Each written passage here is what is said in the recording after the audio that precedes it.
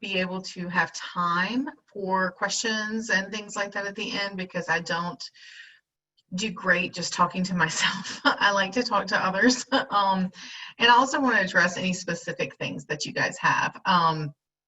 So my name is Kristen Sims, and I realize now that I did not put my name or contact information on the first screen, but I think I put it at the end. Anyway, I hope so. The title of this presentation is I Like to Move It, which is practical and fun ways to include cane travel skills in everyday life, even if you're stuck at home, which is a very long title, and I think they changed it for the agenda. So, but basically, we've had to be really creative with providing O&M instruction for kids at home. And I thought it might be nice to put together some of the different things we've been doing to try and encourage movement at home. And this is by no means an exhaustive list, but I hope that you get something out of it. Okay, so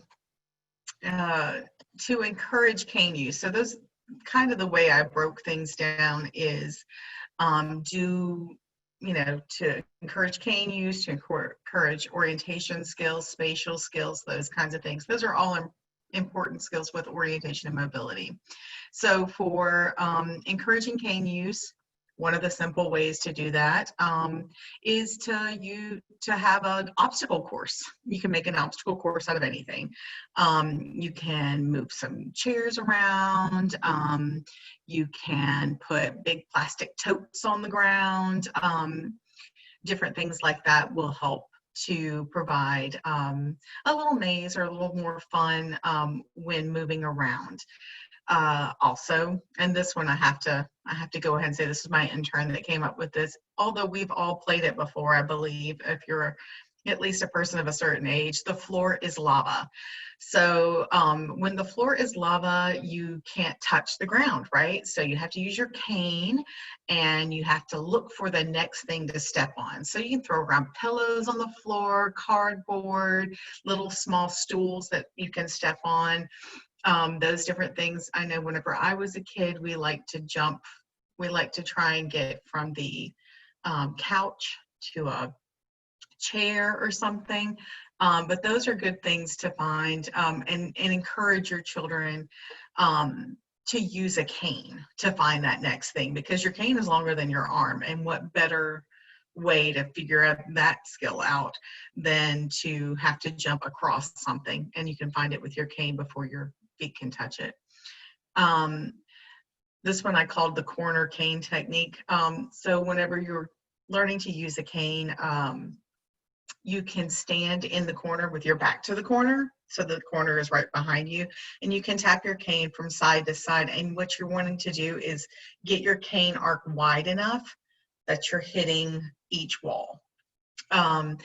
Because I'll tell you this, parent, as a cane instructor, I can always help someone make their cane arc more narrow, but it's very difficult to get it wide enough that it covers their entire body. Typically, whenever they get kind of lazy with their cane, they're going to go smaller with the movement. They're not going to be real wide with the movement. Another fun cane game, I like to call it, is red light, green light. And so with this, you're practicing walking in step. So what I mean by in step is that whenever you are stepping with your left hand, your left foot, sorry. When you are stepping with your left foot, your cane is swinging to the right. When you are stepping with your right foot, your cane is swinging to the left. So you're really clearing a path ahead of you as you walk. So with red light, green light, you can go kind of slow. You can go, red light, everybody stops, right? And then whenever you say green light, people will step forward, and you want them to go, with your kids, you would want them to go slow enough that they can keep that movement going to be in step, like I said. But you can also do more than that. You can talk about, why do we go whenever it is a green light, and who would have the green light? And you can bring in parallel and perpendicular and the types of things that kids would be learning when they're doing street crossings. So that's a good way to introduce that vocabulary and a good way to introduce that skill.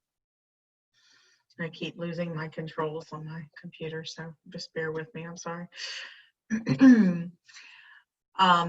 Okay, so this one was a little boy, and I came up with this one, and it was monster steps. And you could do anything. You can do monsters, you can do animals. One day we were both bears, and bears are big animals, so they need a big cane arc, and you want to swing your cane really wide. And then one day we were penguins, and so penguins are really small, so our cane we kept pencil grip because they're really small, and so their feet don't move very fast. And we went, we had more of a narrow cane, arc, and we also tapped really big if we were a monster, like a big monster, a big animal. And then we tapped really lightly if we were a small animal. And that was one way I got that particular child, and he was younger, probably about 5 or 6 years old. That was one way I got him to really think about how hard he was tapping the cane and how wide he was swinging the cane, and was he swinging it like a bear? And I could bring that back in later. So as we got more where we were just doing a route, or we were just going to his classroom or exploring around the environment, I could say, oh wait, you're holding that cane an awful lot like a penguin, whenever I think we're in a bear environment, or this is a big monster place, not a little monster place. So then there is hide and seek, and I have 2 different ways to do hide and seek. So I have one that's like I don't know, more for older kids and kids who are very mobile. That's the toy edition. So one person would place toys of different sizes, and it's going to be done with a group, especially if you have signed up for the cane walk and you have a teaching cane at home for parents, or if you have more than one cane at the house and you have multiple children, they can everybody can put on learning shades and go into this particular room and find the toys on the ground. And the one who can find, the rule is, I have to say, the rule is that your cane has to touch the toy, not your foot. So if your cane touches the toy, it makes a sound, right? Most of the time it will make a sound. Now, you might want to be strategic about what kind of toys you use, so that they will make a sound whenever they're touched with a cane. But the smallest toy gets a prize, and the person who finds the most toys gets a prize. Then there is the bin. And I'm going to tell you, with an NFB straight cane, fiberglass cane, with a metal tip, you're going to be able to find something very tiny if you really try. I have told people that before and they didn't believe me, and then we put a penny on a carpeted floor and we found it. Now, it wasn't without patience, of course, but you are able to find that because you can feel a lot through that cane. So for the bin edition, I was thinking this would be for kids who are not as mobile, maybe, or kids who are younger. So what you would do is you would kind of glue stickers, like big foam stickers, or you could glue some little bitty toys, and I always think of little toys as being the little toys you would get in a Happy Meal or something, little plastic toys. You can put it in a bin. The bin can be big or it can be small, depends on your child and what they need. And then you fill it up with rice, beans, or pasta. Now, this is good for low vision kids who are typically wanting to use their vision. If you fill that up, well, then you don't, it's not going to, you don't even need to have any kind of learning shades on them, because they can't see what's under there. And that's nobody would be able to see what's under there. And then you use a spoon or some tongs.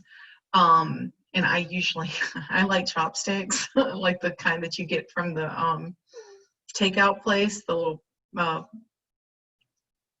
wooden ones. Anyway, so they feel around, and it's a tiny little cane, and they'll feel around on the bottom and see what they can find. So, and then you just see how many, you would know how many you put on the bottom there, but they can find it, and then they can see what kind of shapes they are. Are they stars? Did you put circles in there? Is it hard? Is it soft like foam? They can find out a lot of information just from the little tool that they're using. And that kind of builds a cause and effect relationship that you want with cane travel. Another one, and bear with me while I sing, spoken word. So the cane, there's a whole bunch of cane songs, and I believe Perkins has a list of cane songs that you can use, but one that I use all the time is to the tune of Row, Row, Row Your Boat. So here I go, sorry. Swing, swing, swing your cane quickly down the hall, tapping and tapping and tapping and tapping so you can hear the walls. So again, we use, I teach with an NFP straight fiberglass cane. I've also used D canes, which are very similar. They're hollow. They have a metal tip. They have some flexibility to them, but the importance of that cane and the importance of the tapping of the metal tip and the texture you're getting from that, the tactile feedback you get from those canes, when that makes the song make sense, really. But the echolocation is why they can hear the walls. Okay. All right, you guys stop me if you have any questions. Just, I don't know, raise your hand or unmute and say your name. I have no problem with that. It's very loose. Because I'm going to admit, I kind of feel like I'm talking to nobody, or to myself. All right, so to encourage listening skills. Now, the sound scavenger hunt, I do a lot with children anyway. Just because it gets them thinking beyond their cane, beyond what they're touching, beyond what their feet are feeling. It gets them listening out to the environmental noises. So one way you can do that is to make a list of sounds that you hear on a walk, the things that you would hear in your neighborhood. So in my neighborhood, there are railroad tracks near my house. So I might put a train sound, train horn. I might put the sound of cars going over the train. I also have water, a river near my house. So there's lots of birds and there's also bugs and things like that. So I might put some of those things in there. We also perpetually have fall leaves. I don't know why. But we have leaves that would be crunchy or crinkly. And so those things would go on the list, and then we would go on our walk and we would see if we can find all of the things on the list. Now, if you are doing this with a lot of people, or if you have a family network that you can, get in touch with, you can create a master list of sounds. And then everybody can go out and try to find them, and maybe make like a little email chain or a texting thing for the kids to be working with each other, especially if you have older children that, that could be going out and doing some of this in the neighborhood independently, or at least finding things in their backyard and stuff like that. The next one, I don't know if you guys are familiar with the book Going on a Bear Hunt. I love that book. And we use it a lot. I especially use it a lot to teach problem solving, because you can't go over it, can't go under it, can't go around it, got to go through it, is part of the mantra that they had in there. They also talk about, now sometimes whenever we're walking on cane travel, we do need to go around it or we do need to go over it, but you can find videos on YouTube that have it in a sing-song version. There's also the audiobook is also on YouTube, where they're reading out the book. Anyway, but I don't say I've got my binoculars on there. I say I've got my cane. Sometimes I'll say I've got my learning shades, which are the occlusion shades that go on kids. And then we talk about the things that the different sounds that things make. So again, kind of like the sound scavenger hunt, we think about where we would go on our bear hunt. So we're going out searching for a bear, okay? And so we might come, if you're going out searching for a bear, you're going to be probably walking through the woods. And what kind of sounds would we hear in the woods? And then you can say, oh, and then we're going to come across a field, and in the field is a stream.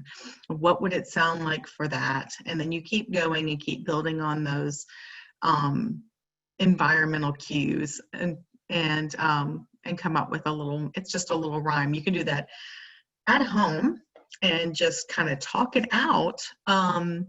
Or you can go out in your backyard and pretend like, you know, you're going on a bear hunt, or you can go for a walk in your neighborhood or a park and think about the different sounds that you hear out there. You can look up sounds on Google or YouTube or whatever and listen to the way they sound and talk about that and use it as an experience for you as a family. There's also echolocation practice. So echolocation is the sounds bouncing off of solid objects. So if you have a cane with a metal tip, and you can tap it in different places and pick up the different sounds that the cane makes. And when I say tap, you just tap it on the ground, not on the object. So you just tap it on the ground. You can also tap it on objects and see what sounds they make, but the echolocation would be telling you the sound bouncing off of the object. For instance, whenever you're walking in or when you're in a room that is big, you're going to have a lot more echoes. The echoes are going to seem a little louder, but they're also going to be very spread out and sound like they're coming from all around you. If you're in a room that is very small, your echoes are going to be like, they sound like they're coming right here by your face, right here by your head. Even whenever you have like a low table or desk or chairs, I'm like, you can hear the echo bouncing from underneath it. Cars are really good because you can hear, when you walk behind a car, you can hear the echo coming from underneath it. So, but you can, have your kids practice tapping their cane in different places and see what sounds it made. Does the sound come from up high? Does it come from down low? Is it very loud? Is it quiet? And compare them so that they can begin to make a soundscape of the world. All right, to encourage listening and spatial skills. So I Spy, everybody knows that game, right? I Spy with my little eye. Instead, I play I Hear with my little ear, and I am totally ripping this off of a parent that I worked with. They used to do this while they were waiting for, anything to happen with their child. And it was the whole family would do that. They took turns talking about the different things they could hear. So it could be a description. So sometimes they would say, ooh, I hear with my little ear something really high pitched. And then everybody would close their eyes and they would listen. And it's not necessary that you close your eyes to listen, but I can honestly tell you that it's easier to hear something sometimes whenever you close your eyes. So then they would, people would try and guess, is it this sound over here on my right, or is it this sound right here, or is it the sound of the car running outside and it needs to be taken to the shop or whatever. So that's one way. Or they could say, I hear with my little ear something that flies. And that could be that they heard a bird, or they heard an airplane, or they heard a fly or a bee buzzing. So, that's different things, or it's something that moves people. Like I put on here, so that could be a car, or it could be an escalator. So you can be creative with your description, but also it gives people a chance to really explore the environment with what they can hear. So the next thing I have on here is a penguin dance. And I know this is a lot. I'm going to try and get this to Carlton um, so that she can get it out to people, or we can put it on some kind of thing, this PowerPoint. The penguin dance. So this is a video on YouTube by Jack Hartman. And Jack Hartman has a really cute YouTube channel. My children, when they were in kindergarten, well, one of them's still in kindergarten.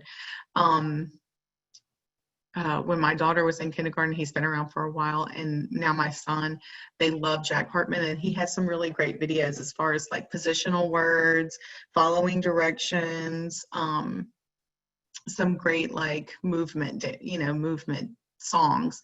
But he does the penguin dance, and the penguin dance goes, "Have you ever seen a penguin come to tea? When you look at me, a penguin you will see." This is great for winter. And then you say, "Penguins attention, penguins begin." And then the first time you go through it, you say right flipper, and the kids have to flap the right flipper. Okay, so then you go through it all again, and you go right flipper, then left flipper. So they have to think about their right, and they have to think about their left. You go back through it again, you add the right leg, you go back through it again, you add the left leg. Every time that you add something, you still have to go through each individual thing, and you don't stop moving them. Okay, so once you do your right flipper, then your left flipper, and they're still moving, they will sync up. And then your right leg, and then your left leg, and then you can turn around in a circle, you nod your head, and you quack. Those are the different things and that you add. But every time you do that, it's like a call and repeat song.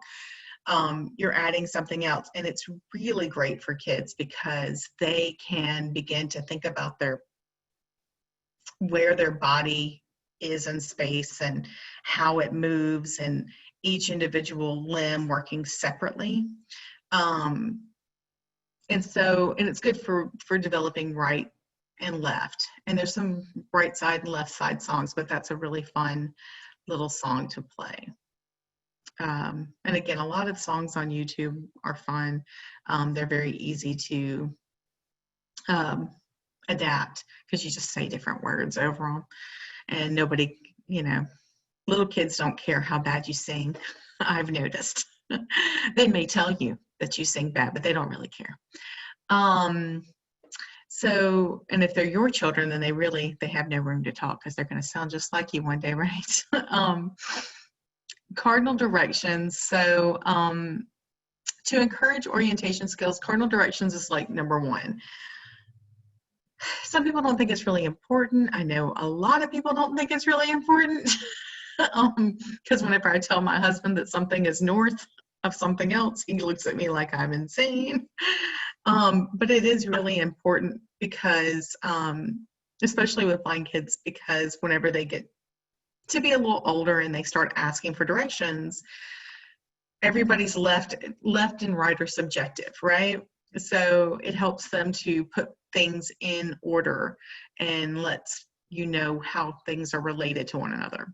Okay, so one thing we did at our virtual Bell Academy was play the song "Never Eat Soggy Waffles" to talk about cardinal directions. And it's a cute little song. I'm not going to subject everybody to that song right now, but it is it's a song. It's a silly song. The kids love it. And then another thing you can do is make a map of your room. That's another thing that we did as part of Bell, but it is something you can do at home, and that's easy to do. You just take a piece of paper and you take some different textured things. I just used index cards, and I used Post-it notes, and I used stickers and things like that to make things feel different. But then we talked about where everything was in relation to the other thing. And it gets kids to think about things not just based on where they are, but where they are in relation to other things. For instance, I am sitting facing my computer right now so that you guys can see me, those of you who want to look at me and or can look at me, whatever. And I'm reading, you know, things that are in front of you, but where my computer is in front of me. I am behind my computer in a way, a manner of speaking, but if I looked at it from the computer's perspective, then I'm in front of the computer. So if I thought about it in a more cardinal direction way, my computer is currently south of me and I am north of it. So that kind of puts things better as far as where your orientation is. And that helps with like knowing, like being able to get around and stuff too, knowing your cardinal directions and not having to think about them too hard because they're just ingrained in you. The compass, there is a compass on iOS devices like your iPhone, and it will work with voiceover. So that's one way you can actually make a little game or have your kids make a little game that says that they walk around the house and they find something and they take notes that it's so many steps in this direction, or you're going to walk so far north and then you're going to turn east and then you're going to step south for just 2 steps, and then you're going to turn back east, and then you will turn around all the way west and walk forward a little bit and see where you end up, and kind of make themselves have a little maze while using the compass and see where they end up at. And then you can get into intermediary places like, you know, northwest, southeast, that kind of stuff. All right, sun cues. One thing, and we were just talking about this at the O&M meeting, is to if you can't get out of your house very much, to experience sun cues while walking around and how the sun kind of moves as your body changes position, then you can step outside several times a day and see how the sun moves without you changing your body's position. So the sun rises in the east and sets in the west. And you can talk about those skills by experiencing them instead of just saying it. It means so much more for kids to experience this stuff and figure it out for themselves. That will really connect it to their brain. That is how you grow dendrites. That's a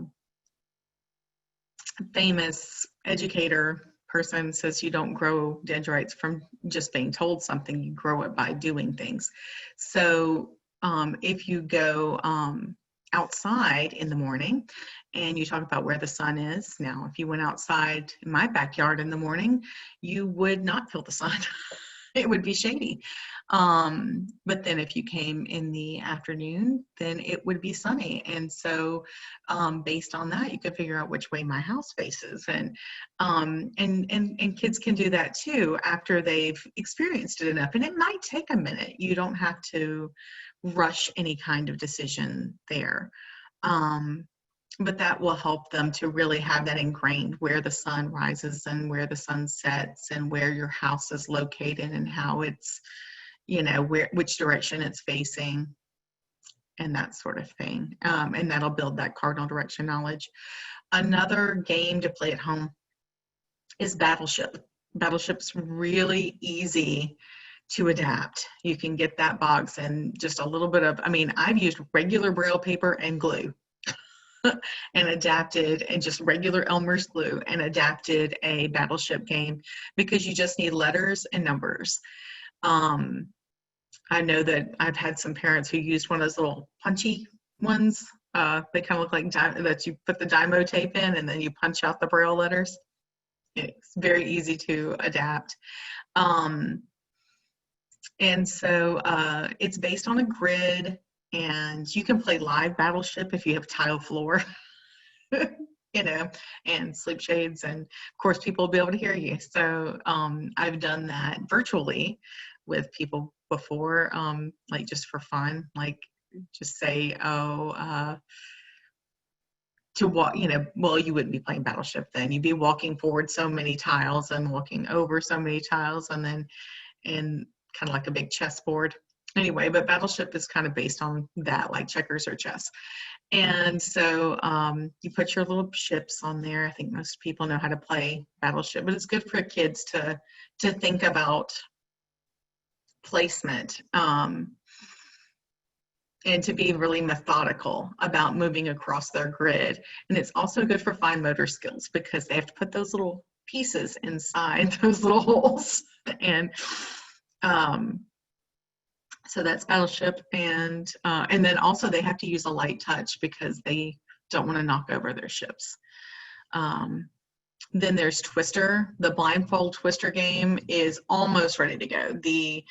Out of the box, it comes with some little shades, but the board is not adapted. I have heard of some people who made the board adapted, but other people just wrote out all the combinations that were possible and put them in Braille in a Ziploc bag.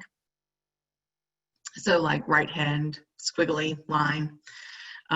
They've got raised shapes on them. And so they wrote out every single possible combination, and then they just drew them. Or you can just write out the color and put that in a bag, and you can, the color, and I say color, it's the texture, and put that in a Ziploc bag, and then you can put the body part. That sounds awful, doesn't it? And put that in a bag. So you got to put your body parts in a different bag, and then you draw out one out of each bag, and then you know where to put your right hand or whatever. So that's Twister. And Twister is great for body awareness and orientation, because trying to find the one that's the closest to you. Again, there's tons of other ones. I couldn't put everything on here, but I didn't want to run out of time. But I did want to leave you guys with a couple of little thoughts, because, I can't not, I guess. So I want you to think about this. Your eyes are not what makes decisions. Okay, so those of us who are sighted and who think that we're making this, that we're better at travel because we have the vision to do so, that's not how you're making decisions. You're not making decisions with your eyes. They don't do anything but see. The brain does the making of decisions, and the brain is an equal opportunity employer. It does not care where it gets information from. It just wants information, and then will do with it what it needs to. So the cane for a blind child, will add input for the brain, and will give it more information so that they can then make better decisions. The further they can think away from their body, the better that they do. I always tell parents, and I tell kids, your cane goes with you everywhere you wear shoes, and even some places you don't. So a water park, because people are like, well, should I make my child use their cane in the house? Well, I mean, if you move your furniture around a lot, I mean, sure, I guess. If you have a really big house and you live in like the Taj Mahal, then please, yes, you might want a cane there.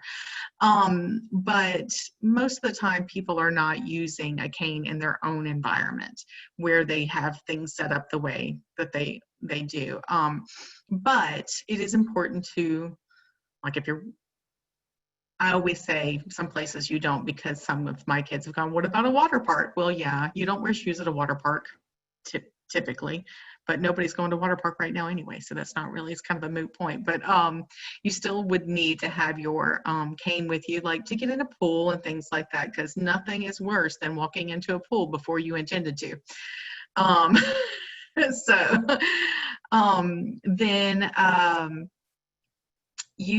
Any activities that you do to encourage cane use should be fun, and they should encourage exploration, and it should be independent. Remember, there's no right, there's no right way to do things. Everybody does things differently. That's what makes the world a really wonderful and beautiful place, is that we're all different.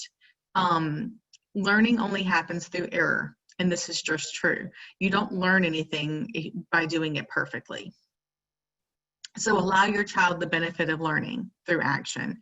And when school resumes, as I am certain it will eventually,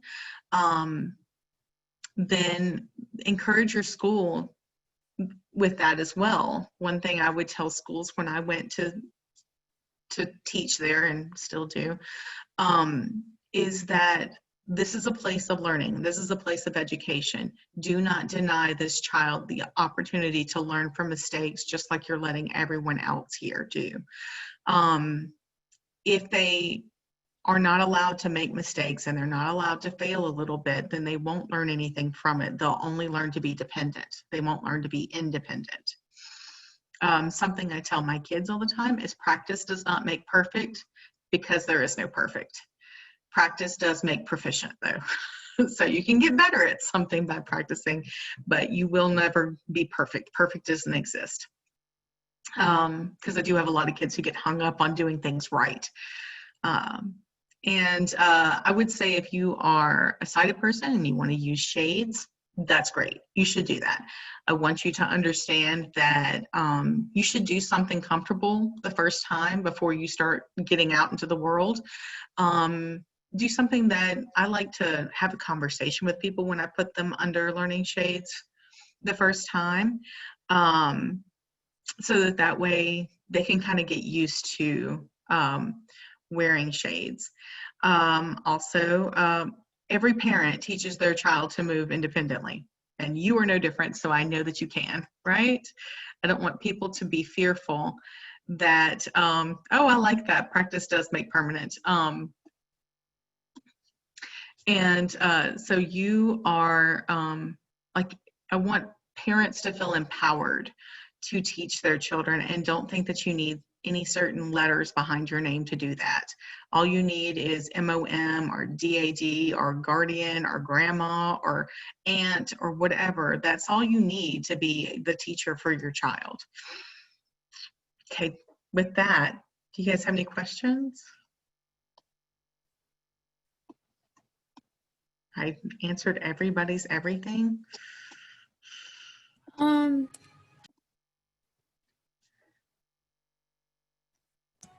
I have a question. Can you hear me? Hi. Melissa? Yeah. Hi. Hi. So can you just explain, like, what are the different kinds of canes and what are the functions of each of them, or just how do they work, like different types of canes, like what are the differences between canes in general? Well, there are different types of canes and there are different types of instructors. So I'll put it the simplest way. Okay. So I am a structure discovery instructor. I have an NOMC, which is National Orientation and Mobility Certification. We and we use a straight white rigid cane with a metal tip. Now you can get that straight white rigid cane with a metal tip also in a folding model, and also and in a telescoping model. There is a different type of certification, which is COMS, and the comms instructors typically use either a straight cane or a folding cane, and they have different kinds of tips. So a lot of what we would call traditional instructors are COMS, comms instructors, and so those canes will sometimes be colored, but sometimes will have a red. They're defined to me by the golf grip, and they have a red grip at the bottom. But our canes are entirely white. We also have kids that use different colored canes. But the difference in our cane is that it's got a metal tip, and we primarily use the metal tip. I don't think there's any other tip that is on that. That's the only difference. Like, it's just the metal tip. Well, and the lightness and flexibility of the rigid cane, the long white rigid cane. And I will say this, and I'm not going to judge anybody's cane. Different things, people, right? I teach with that cane because I have found that it is lighter, it is more flexible, so it forgives. It's cheaper. Okay. So when they're growing like weeds, then you can change that cane out. It's free, actually. That's how cheap it is. It's Oh, free. really? Okay. Every 6 months, they'll send you a new one if you signed up for the free white cane program. Um, Oh, okay. and and it gives a lot of good tactile feedback. The most successful blind people I know that are excellent travelers and get around very independently, they all use and prefer the long white rigid cane. There are some who will have a spare cane that is a telescoping version, but very few use a one with a cord in it, which would be a folding cane. And that's because it cuts back on the feedback. That cord absorbs feedback, Oh, feeling. okay. Right. So But there this are metal, lots of different canes. right, sorry. So this metal cane, does it fold or is it a telescope? Or are they both, do they come in both ways? The cane, the NFB cane is you can get one that is folding. You can get one that is telescope. But they are fiber. Okay. They're not metal. So is it better to, like, what's the difference between the fiberglass and metal? Like the metal one is better or what? Oh, I'm talking about the metal. The metal is the tip that I was talking about. The very end of the cane is metal. Oh, right, But sorry. the cane shaft itself, like the handle and everything, that is fiberglass. Um, yeah, there are the aluminum canes that are the ones that are like Ambutech and other cane manufacturers like that. They are metal. They are heavier because they are made of Okay. aluminum or graphite. So, I see. mhm. All right. Thank you so much. That was You're real welcome. informative. Oh, well, thank you. Thanks.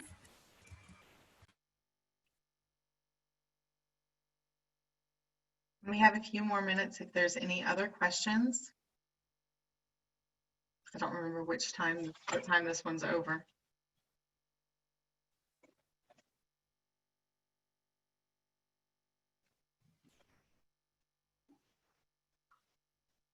Yeah, 45 minutes. Comments?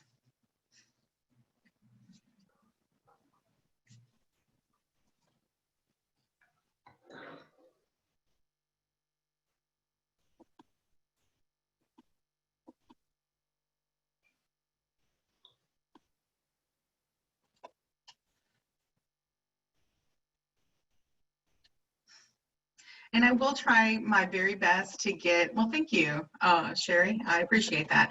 I will try my very best to get out this information because I do realize it was a lot and I have a tendency to just keep going.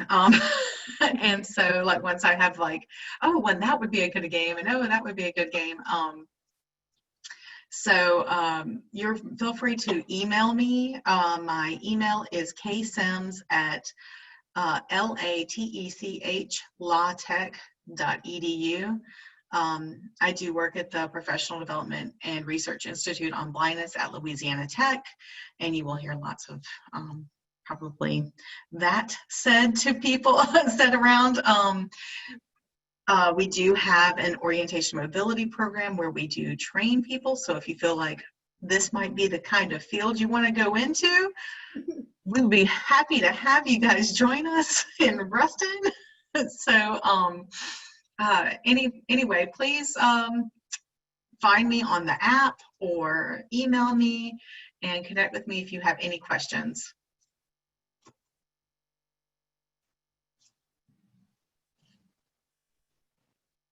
And I think that's time.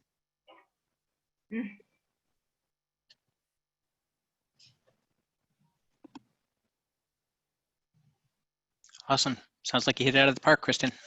Yeah, I guess I told them everything they needed to know.